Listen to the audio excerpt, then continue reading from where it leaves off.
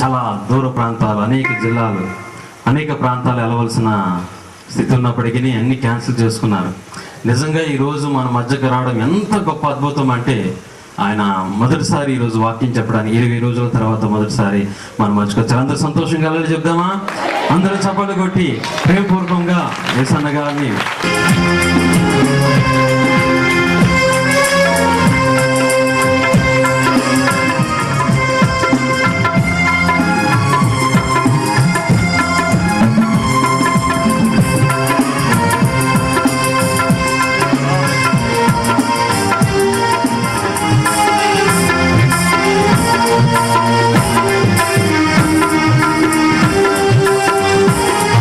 ప్రేమపూర్వకంగా మరి అది యేసన్న గారిని మరి వాక్య సందేశం ఇవ్వాల్సిందిగా వారిని ప్రేమపూర్వకంగా ఆహ్వానిస్తాం. అందరూ చప్పలు కొట్టి మనం వారిని ప్రేమపూర్వకంగా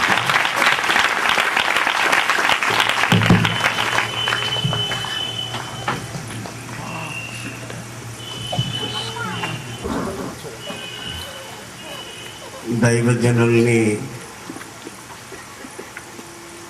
శక్తివంతంగా వాడుకొని వాళ్ళకి ప్రభువుతో ఉన్న సన్నిహితమైన సంబంధాన్ని వాక్య పరిచర్యలో మీకు ప్రకటించారు. మీలో చాలామంది ఆధ్యాత్మికమైన ఆశీర్వాదాన్ని పొందారు. అందుకు దేవునికి స్తోత్రములు చెల్లిస్తున్నాను. ఈ పూట మీకు వాక్యం చెప్పాలని ఆశించినప్పుడు ప్రభు ఒక వాక్యాన్ని నాకు గుర్తు చేశారు. అదేమిటంటే, యేసుక్రీస్తు సశరీరుడుగా ఉండి గలిలయ సముద్ర తీరాన ఎన్నో అద్భుతాలు, ఎన్నో మహత్కార్యాలు చేస్తూ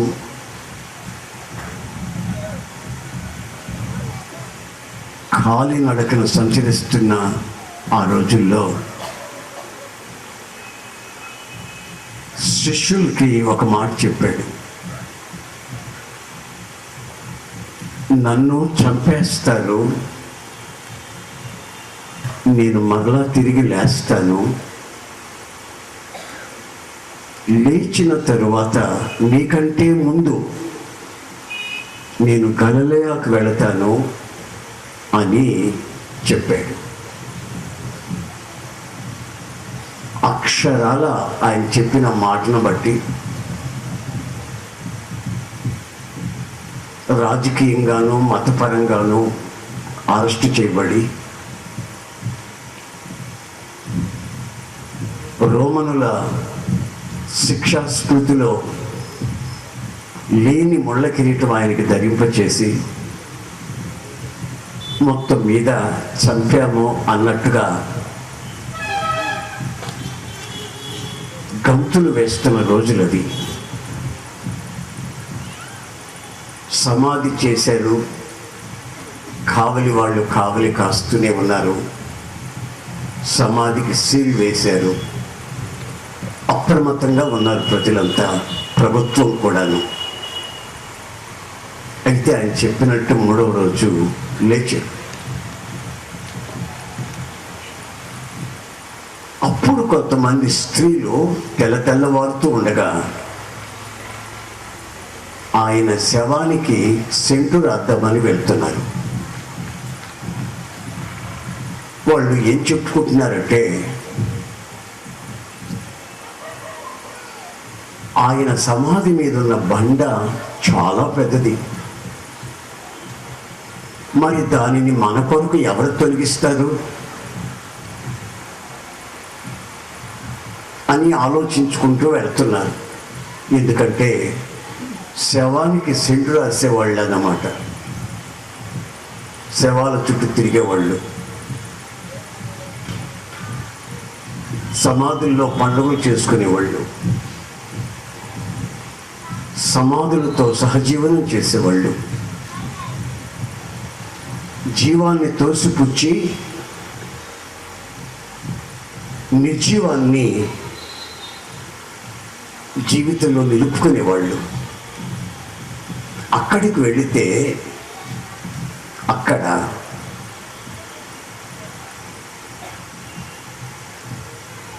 దొర్లించబడిన బండ మీద దేవదూత కూర్చొని, ఇదిగో మీరెందుకు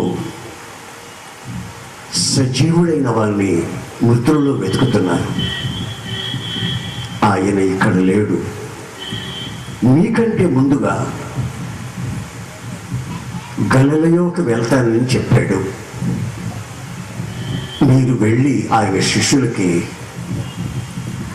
ఈ సందేశాన్ని చెప్పండి అని దేవదూత చెప్పాడు. ఈ 2 వాక్యాలు చదివినప్పుడు గలిలయ మీద ఎందుకు అంత మక్కువ యేసయ్యకి?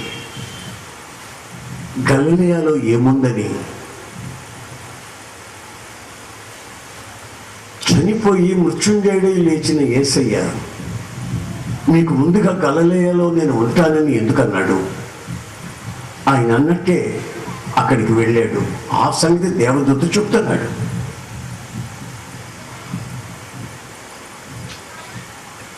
తర్వాత ఆయన చెప్పిన మాట ఏమిటంటే, గలిలయ ప్రాంతానికి వెళ్ళాడు. నిర్ణయించబడిన కొండ మీద తన శిష్యులు అతన్ని యేసయ్యని కలిశారు. కలిసినప్పుడు ఆయన అన్న మాట ఏమిటంటే, ఆకాశం అందులో భూమి అందులో సకల అధికారం నాకు అనుగ్రహించబడింది. మీరు వెళ్ళండి,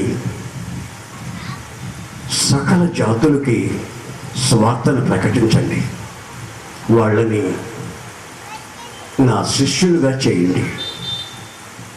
ప్లీజ్ ద డిసైపుల్స్. వాళ్ళు శిష్యులగినట్టుగా ప్రార్థించండి, బోధించండి. Teach the gospel.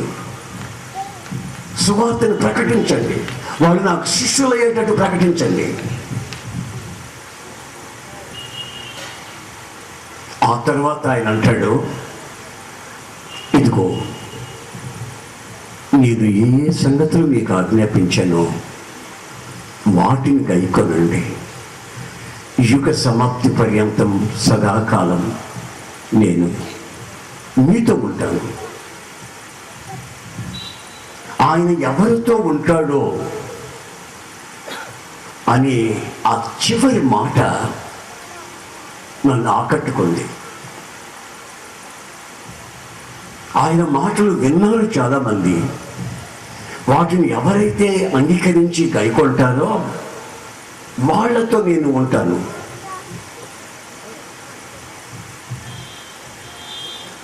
ఆయన మన పక్షంగా ఉంటే మనకు విరోధి ఎవరు?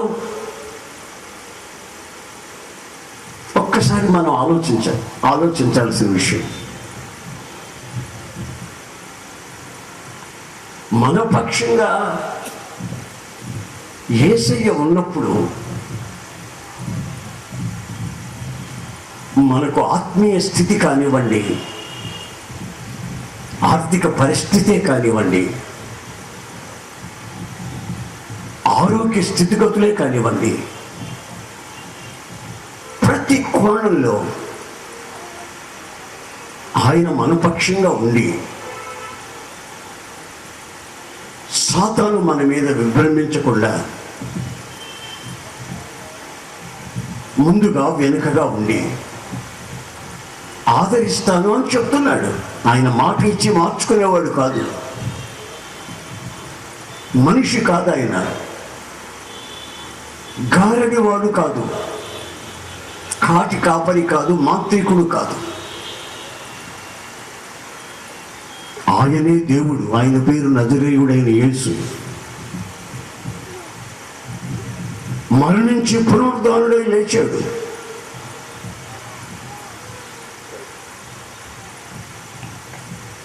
ఈ పేపర్లలో వాళ్ళు అప్పుడు ఒక మాట రాశారు.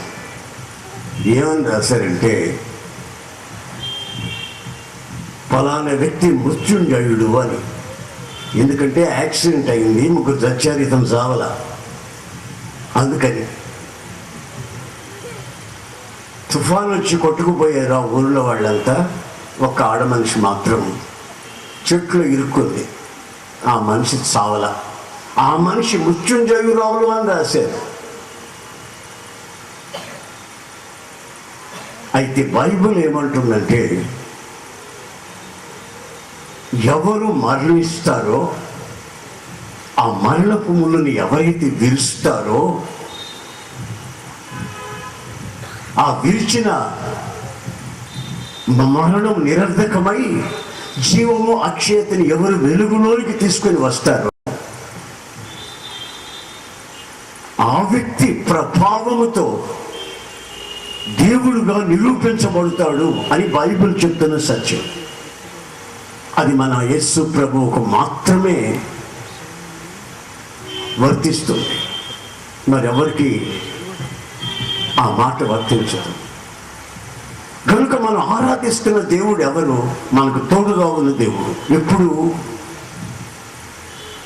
మనం ఆయన ఆజ్ఞలు గైకొన్నప్పుడు. నాకు నచ్చిన మరొక పదం ఏంటంటే, మీకు ముందుగా నేను గలిలయలోకి వెళతాను.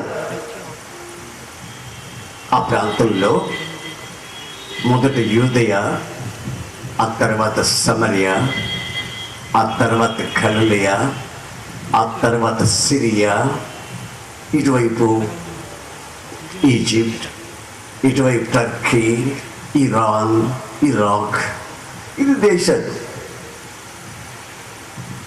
గలిలయ ప్రాంతానికి నేను వెళ్తాను మీకంటే ముందు.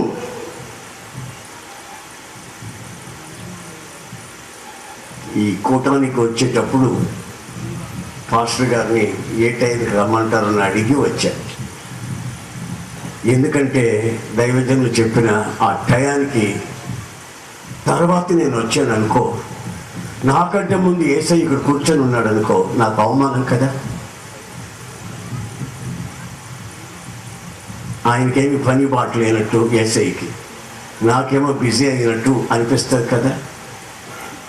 అందుకని టైం అడిగి ఆయన కంటే ముందు మనం వెళ్ళాలి. నా ప్రియమైన సహోదరులారా, దేవుని వాక్కుకి మనం కన్ఫెస్ చేస్తున్న మాటకి మన జీవితంలో ఆయన పరీక్షగా చూస్తున్నప్పుడు మనం ఆ మాటకి ఎంత విలువ ఇస్తున్నాం. ఆయన అంటాడు, నేను మీతో ఉంటాను ఎప్పుడూ నేను చెప్పింది చేసినప్పుడు. మీకంటే ముందుగా నేను అక్కడ ఉంటాను, కనుక మీరేం చేయాలి? నాకంటే ముందుగా అక్కడ ఉన్నారు. ఇక్కడ గలిలయలో ఏంటి? గలిలయలో ఉన్న ఇంట్రెస్ట్ ఏమిటి? ఎందుకు ఆయన అక్కడికి వెళ్తాను అంటున్నాడు? పునరుత్థానుడైన తరువాత ఆ రెజరెక్టెడ్ బాడీతో ఫస్ట్ విజిటింగ్ గలిలయ. ఎందుకని అంత ప్రాముఖ్యం గలిలయలో ఏముందని అని నేను బైబిల్లో చదివితే బైబిల్లో మాట దొరికింది. గలిలయ ప్రాంతాలన్నీ మరణ ఛాయలు కలిగిన ప్రాంతాలు, మరణ ఛాయలు కలిగిన ప్రాంతాలు. యెషయా ప్రవచించినట్లు మరణ ఛాయ కలిగిన ప్రాంతాలలో వెలుగు కలగాలి. అక్కడ మరణపు వాసనలు నిర్మూలమై సాక్షి జీవితాలు సువాసనగా పరిమళించాలి. గలిలయ ప్రాంతంలో కాలినడకన తిరిగిన యేసయ్య ఆ ప్రాంతంలో ఉన్న ఆ మరణపు ఛాయలు తొలగించి చీకటి బ్రతుకుల్ని విడిపించి ఆ ప్రజలలో జీవాన్ని కలుగు చేశాడు. జీవం ఉంది కనుక చెట్టు ఎదుగుతుంది. జీవం ఉంది కనుక మనిషి పెరుగుతున్నాడు. జీవం ఉంటే క్రీస్తు శరీరమైన సంఘం అభివృద్ధి చెందుతుంది. ఆ జీవం నిరర్ధకమయ్యి మరణం నిరర్ధకమై జీవం ప్రత్యక్షం కావాలి. ఆ పని అక్కడ జరిగింది కనుక నేను అక్కడికి వెళ్ళాలి. వాళ్ళ యొక్క ఎడిఫికేషన్ కొరకు, క్షేమాభివృద్ధి కొరకు నేను అక్కడికి వెళ్ళాలి. అందరి దగ్గరికి వెళ్ళేదానికంటే ముందుగా అక్కడికి వెళ్ళాలి. నేను ఆ జీవాన్ని సమృద్ధి జీవంగా మార్చాలి. ఆ సమృద్ధి జీవాన్ని నిత్య జీవముగా ట్రాన్స్ఫిగరేషన్ చేయాలి, రూపాంతరం చెందించాలి.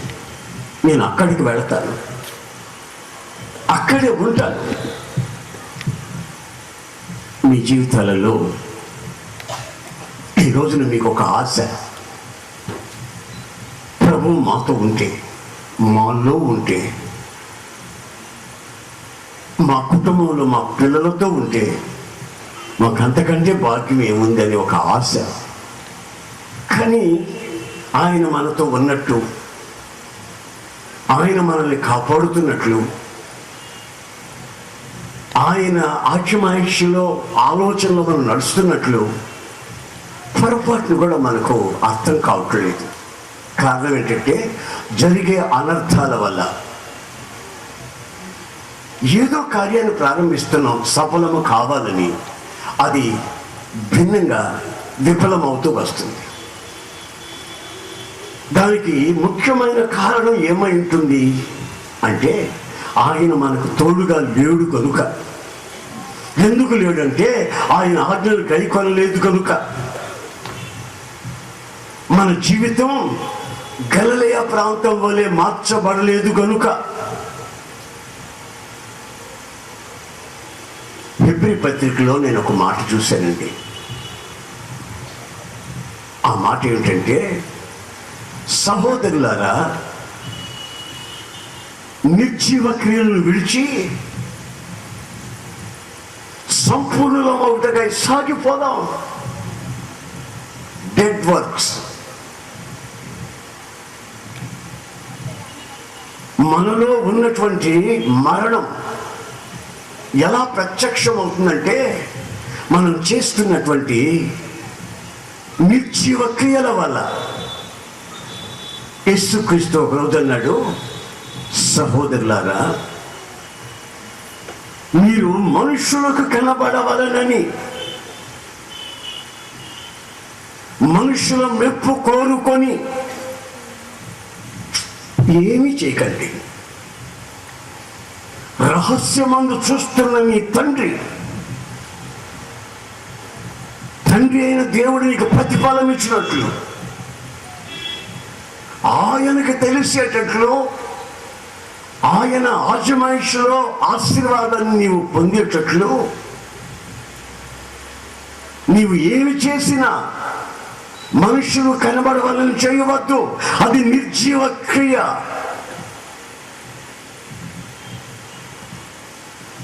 సహజంగా రాజకీయ నాయకులు ఓ 10 మంది విధవరాళ్ళని తీసుకొని వచ్చి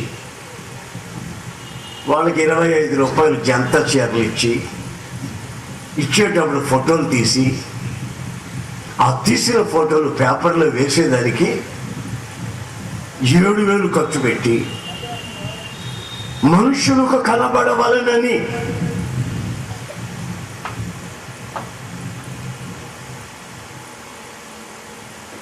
ఎప్పుడైతే నీవు చేస్తున్న ఏ క్రియ అయినా అది మనుషులకు కనబడవాలని ఒక ప్రయత్నం నీలో ఉన్నట్లయితే నీవు చేస్తున్నది నిర్జీవ క్రియ. నీలో ఉన్న మరణాన్ని నీ క్రియలు ప్రత్యక్షపరుస్తున్నాయి కనుక ఆయన అక్కడ ఉండడు. ఆయన ఉండాలనుకున్నది ఎక్కడ తెలుసా? మరణ ఛాయల్ని నిర్మూలపరిచి ఆయన జీవాన్ని ఎక్కడైతే ప్రారంభించాడో దాన్ని పరిపూర్ణపరచాలని అక్కడికి ఆయన వస్తానంటున్నాడు. నీకంటే ముందే ఉంటానంటాడు. అయ్యా ఆశీర్వదించు, ఆశీర్వదించు, ఆశీర్వదించు అని ప్రార్థన చేస్తాం. వాళ్ళేమని ప్రార్థన చేస్తారు? దిగు దిగు దిగు దిగు దిగు దిగు దిగు అని భజన చేస్తారు. పెద్ద వ్యత్యాసమేమి లేదు. వాళ్ళు దిగు దిగు దిగు దిగు అని భజన చేస్తే వీళ్ళు దించు దించు దించండి. అక్కడ దిగింది లేదు, ఇక్కడ దిగింది లేదు. కారణం ఏంటంటారా? మనుషులకు కనబడవాలని. నువ్వు ఏదైనా దైవత్వంగా దేవుని కొరకు చేసేటప్పుడు రహస్యంగా చేయి. రహస్యం ముందు చూస్తున్న నీ దేవుడు నీకు ప్రతిఫలం ఇస్తాడు. ఆయన మాట అంటే మార్చుకోడండి, దాన్ని నెరవేరుస్తాడు. నెరవేర్చేంత వరకు కొనకొడు నిద్రపోడు. నా జీవితంలో గత 42 సంవత్సరాలుగా అనుభవిస్తున్న నగ్న సత్యం ఇది. ఆయన ఇచ్చిన ప్రతి మాట అక్షరాల నెరవేర్చాడు. కనుకనే నేను ఈ రోజున వేదిక మీద నిలబడగలిగాను. ఏ ఒక్క పొల్లు కూడా, ఏ ఒక్క మాట కూడా ఆయన మార్చుకోలేదు. ఒకవేళ నేనేమైనా చెప్పి చేయకపోయి ఉండొచ్చేమో కానీ ఆయన అలా చేయడు. కారణం ఆయన మృత్యువుని జయించి మృత్యుంజయుడు లేచి దైవ కుమారుడిగా ప్రభావముతో నిరూపించబడినవాడు. ఆయన పేరు నజరేయుడైన యేసు. యేసు యేసు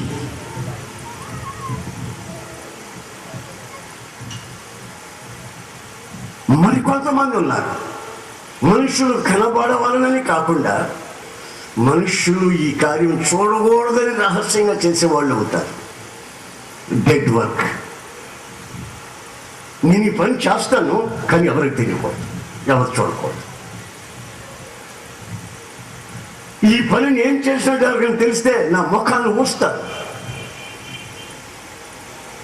పక్కింటి వాళ్ళకి తెలిస్తే నా కాళ్ళు చేతులు ఎరగొడతారు. మనుషులకు కనబడకూడదు అని రహస్యంగా వ్యక్తిగత జీవితంలో సీక్రెట్ లైఫ్ మనుషులకు కనపడకూడదని ప్రవర్తించే ప్రవర్తనలో, మనుషులకు కనబడాలని చేసే క్రియలు, ఇవి రెండు ఒకదానితో ఒకటి పెనవేసుకొని అవి రెండు నిర్జీవ క్రియలుగా ఉన్నందువల్ల వాటిని విడిచి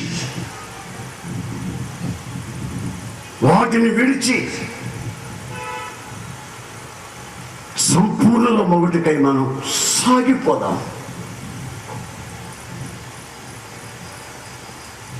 ఆ పరిపూర్ణత మన కొరకు ఎదురు చూస్తుంది. మనకంటే ముందుగా ఆయన వెళ్ళాడు. ఆయన ఆయన్ని వెంబడించి రమ్మంటున్నాడు.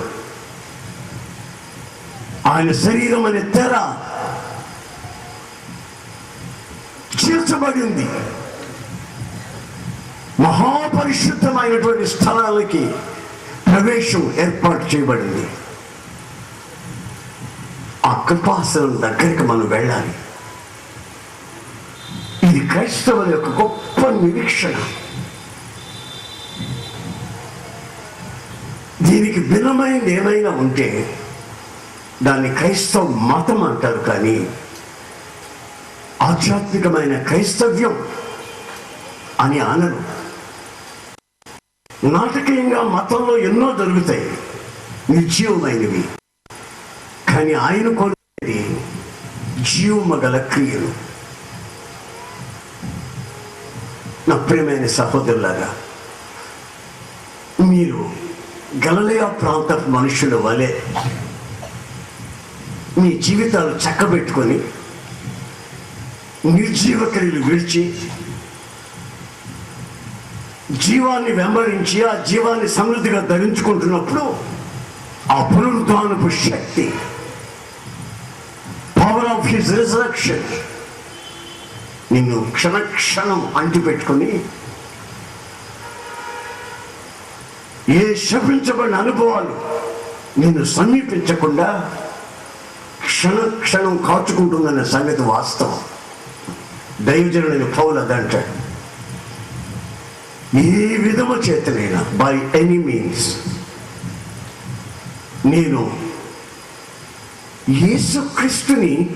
యేసుక్రీస్తులో ఉన్న పునరుత్థానపు శక్తిని ఎలుగు నిమిత్తమా, అది ఆ గీతలు ఈ గీతలో ఉండే శ్లోకాలు అవి, వాటితో మనకేం పనిగా,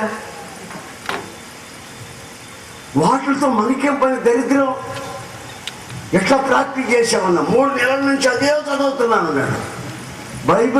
బైబిల్ మానేశాడు, చదవడమే శోకాలు. నీ బతుకు శోకం అయిపోతే జాగ్రత్త.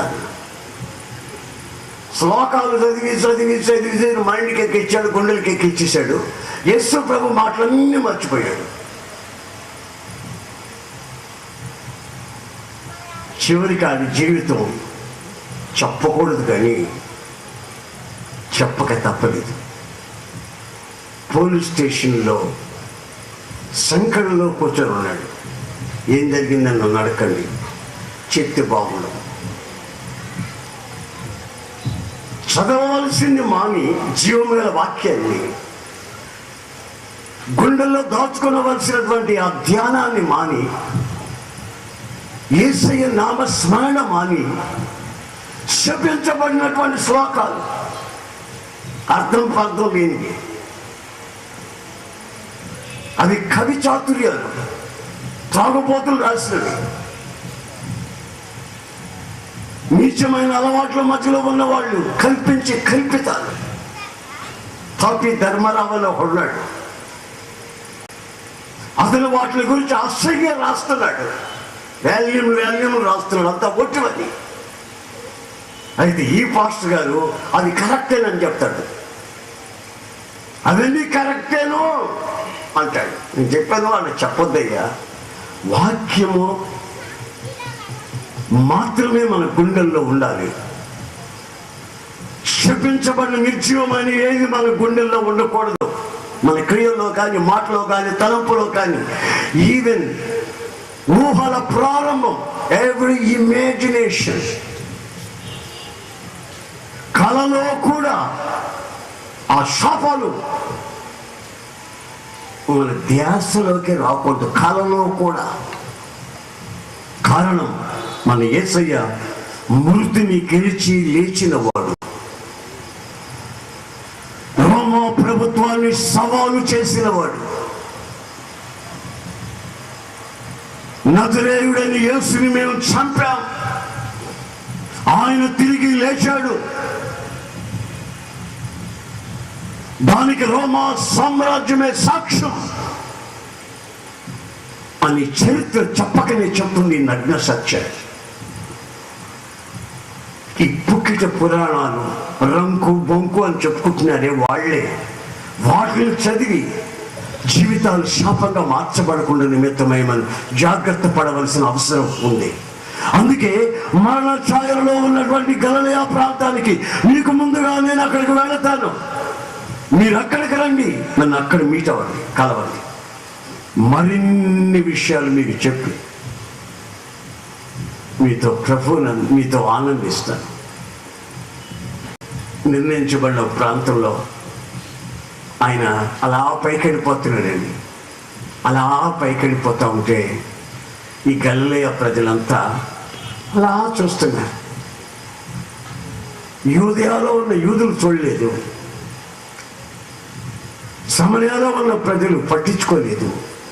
గలిలయ ప్రజలు అలాగే చూస్తున్నారు, పైకి ఆకాశం వైపు కళ్ళెత్తి చూస్తున్నారు. ఆయన ఇలా వెళ్ళిపోతున్నారు.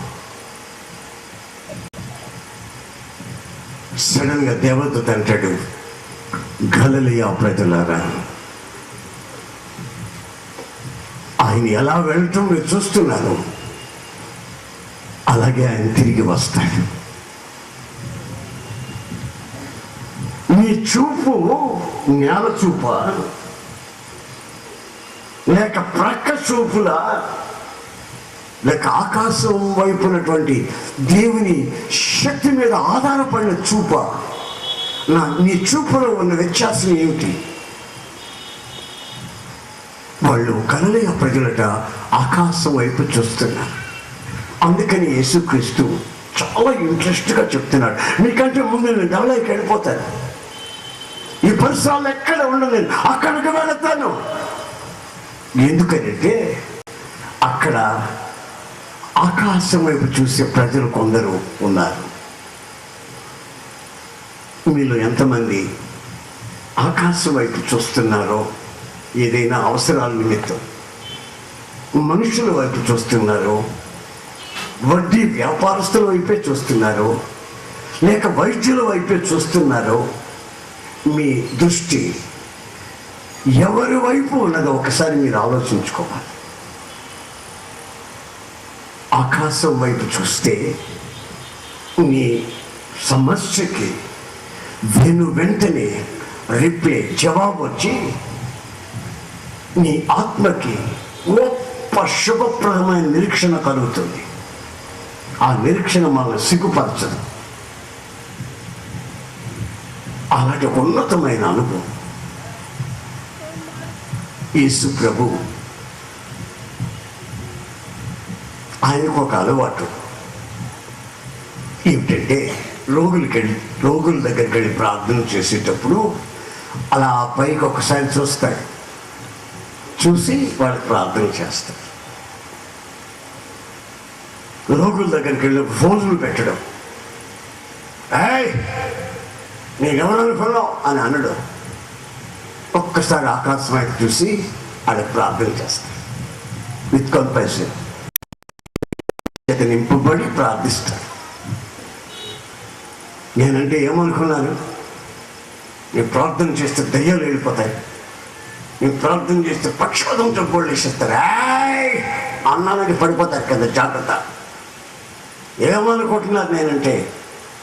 అలా అనడు. యేసయ్యకు అలవాటు పైకి చూడటం. ఓసారి ఇట్లాగే సభలు జరిగి గలిలయ సముద్ర తీరాన జరిగాయి. అక్కడికి వచ్చారు వేల కొలది ప్రజలు. అది ఉపవాస ప్రార్థనలు. ఆ గలిలయ ప్రాంత గ్రామాల నుంచి అంతా వాళ్ళు పడవలో వచ్చి ఆ ధరిని కూర్చొని 3 రోజులు గడిపిస్తారు. చివరి రోజున వాళ్ళని ఇళ్ళకి వెళ్ళి పంపించాలని అనుకున్నప్పుడు ప్రభు శిష్యులను పిలిచి, శిష్యులారా వీళ్ళకి మీరు ఆహారం పెట్టండి అన్నాడు. మేమా? ఆహారమా? ఇంపాసిబుల్, అసాధ్యం. How it is possible? అయ్యా ఎలా సాధ్యం ఇది? అరణ్య ప్రాంతం, మన దగ్గర పైసలు లేవు, ఉన్నా ఇంతమందికి అవసరమైన రొట్టెలు దొరకవు. పైసలు ఉన్నా దొరకవు, రొట్టెలు దొరకవు. ఒకవేళ రొట్టెలు ఉన్నా అన్ని పైసలు మన దగ్గర లేవు.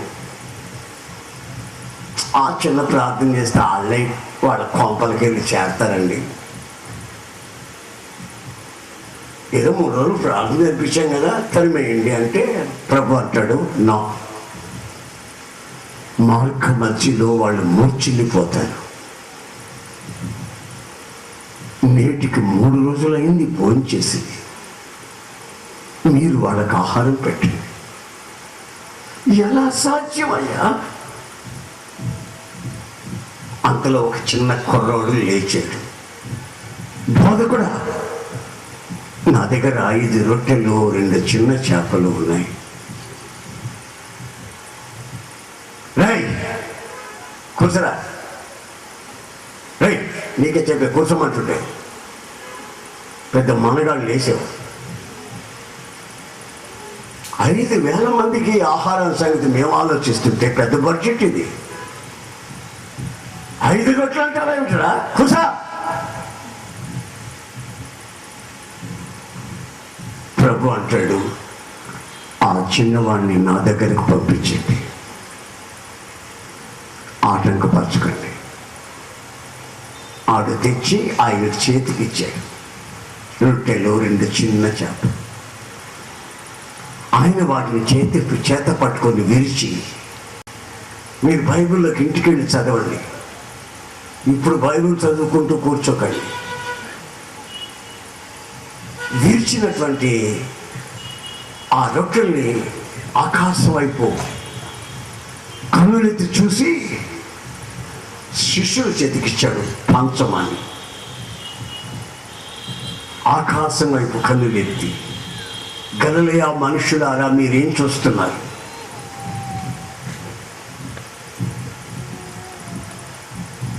ఎటువైపు నుంచి మనకు సహాయం వస్తుందని కదా మీరు అటు ఇటు దృష్టి చూపిస్తున్నారు. మీ చూపు మారింది. నా మనకు సహాయము ఇచ్చే ఆయన వైపు చూడండి.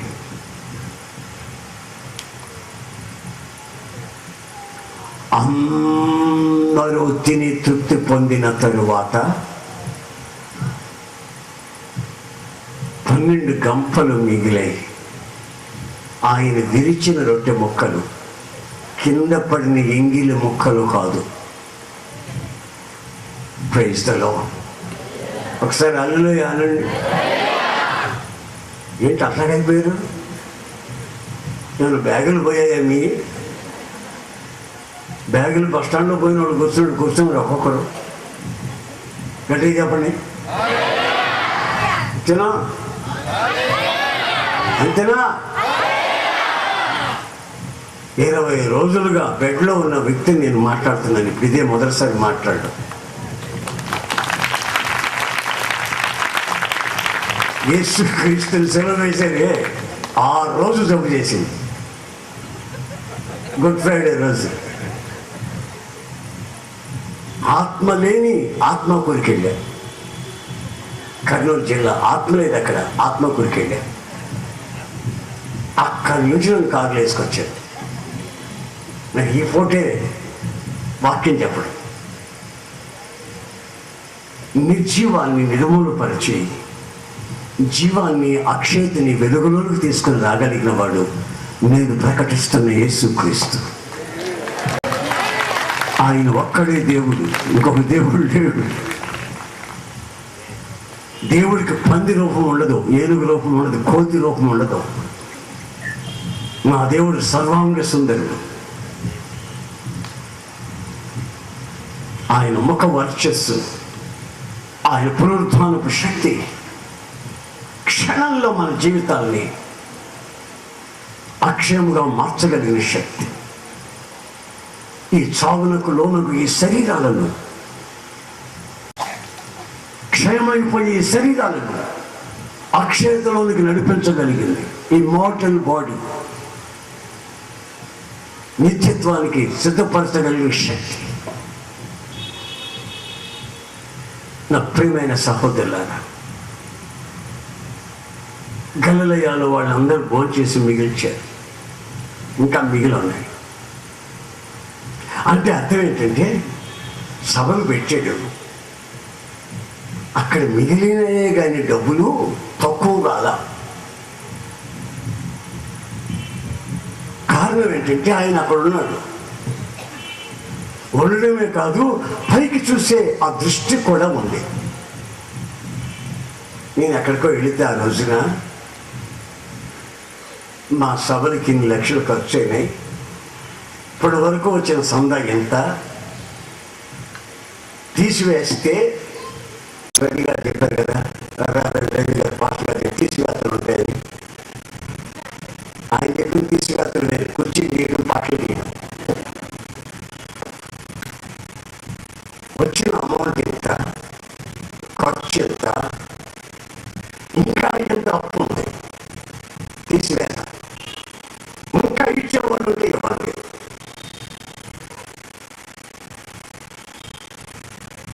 అది ఇచ్చిన వాళ్ళ సంగతి కూడా మనం గమనిస్తే, దుబాయ్ నుండి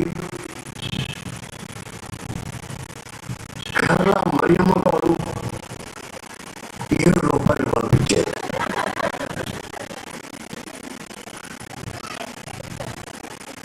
బొంగరాలపేట నుండి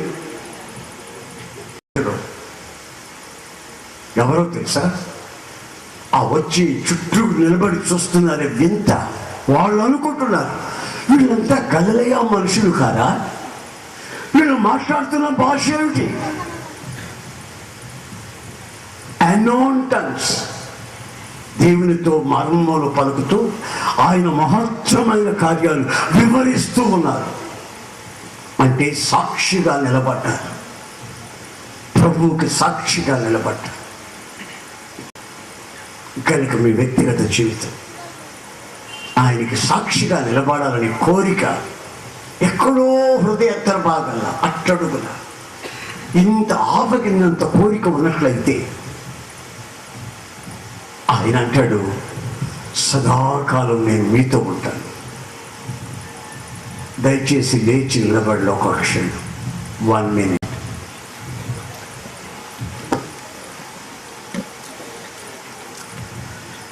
లేచిన మీరు తలలు వంచండి, కళ్ళు మూయండి.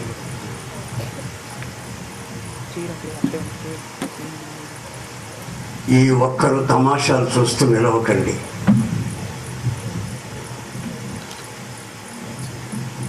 అటు ఇటు అడ్డాలు తిరగండి. ఒక్క క్షణం మీ బ్రతుకుని ఒక్కసారి ఆలోచించండి. అయ్యా, నా చూపు ఎటుపోయింది? ఆర్థికంగా చితికిన నా బ్రతుకు, చల్లాచెదరైపోయిన నా కుటుంబం,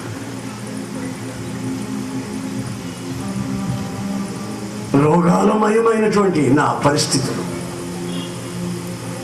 సాక్ష్యాన్ని కోల్పోయి తల ఎత్తుకోలేని స్థితిలో ఉన్న నాకు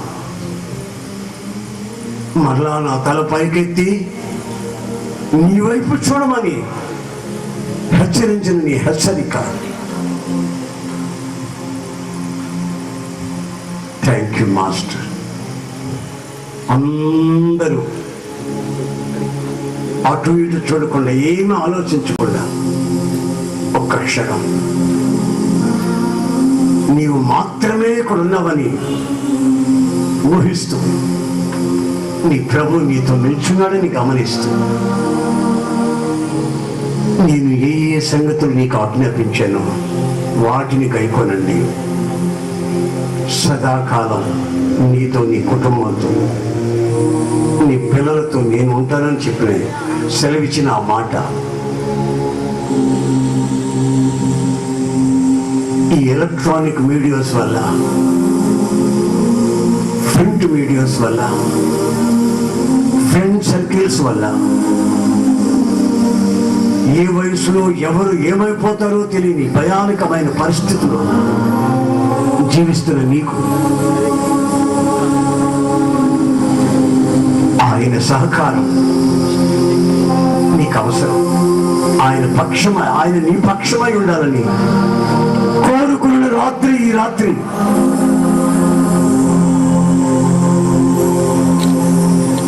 థ్యాంక్ యూ లార్డ్. హౌ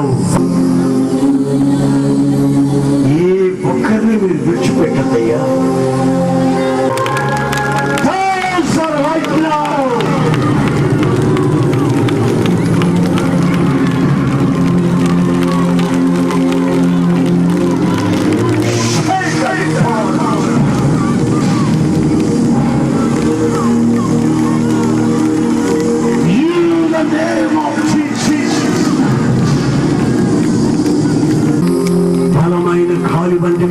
ఆకాశం నుంచి దిగిరాగా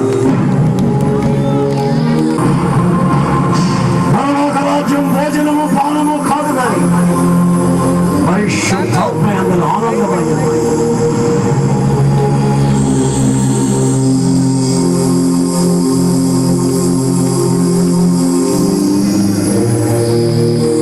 ప్రేమగల తండ్రి, ఈ నీ బిడ్డల్ని నీ చేతుల్లో సమర్పిస్తున్నాను.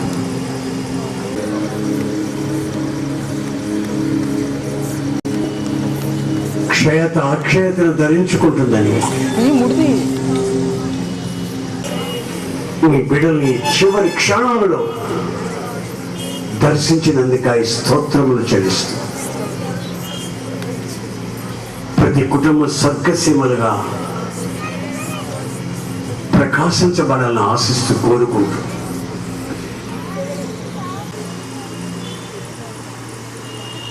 మీ చేతుల్లో సమర్పిస్తూ కళ్ళతో చూసి ఆనందించినట్లు మాకు ఆ భాగ్యాన్ని ప్రసాదించమని నజరేయుడైన యేసు నామములో అడుగుచున్నాను తండ్రి. ఆమేన్, ఆమేన్. దేవుడు ఇంత ఘనంగా ఈ 3 రోజులు ఈ కూటాలను ఏర్పాటు చేయడానికి, నిర్వర్తించడానికి దేవుడు ఇచ్చిన మహాకృపను బట్టి ఒకసారి అందరూ దేవునికి స్తోత్రాలు చెల్లిద్దాం. హల్లెలూయా, హల్లెలూయా. గొప్ప అద్భుతం ఏంటంటే ఈ 3 రోజులు కూడా గొప్ప అద్భుతమే. ఈరోజు యేసన్న గారు మన మధ్యకు రావడం, 20 రోజుల తర్వాత ఆయన వాక్య భాగాన్ని మనకు అందించడం, నిన్న కూడా మన మధ్యకు వచ్చారు, ఈ రోజు కూడా మన మధ్యకు వచ్చి ఇంతసేపు వాక్యం చెప్తుంటే ఆశ్చర్యం అనిపించింది నాకు. నేను అనుకున్నది ఏంటంటే ఏదో అన్నం వస్తారు, 2 మాటలు మాట్లాడి వెళ్ళిపోతారు, జస్ట్ గ్రీట్ చేసి వెళ్ళిపోతారేమో అనే ఆలోచనలో నేనున్నాను. కానీ ఆ పవరు, ఎంత పవరు! ఆయన అంతసేపు నిలబడి దేవుని యొక్క సందేశము, 1 గంటన్నర సేపు మరి దేవుని యొక్క సందేశం మన మధ్య ఇవ్వడానికి దేవుడు వారికి ఇచ్చిన గొప్ప శక్తిని బట్టి, ఆ పవర్ ఇచ్చిన దాన్ని బట్టి మరి చక్కని సందేశం మనం వినిన్నాం.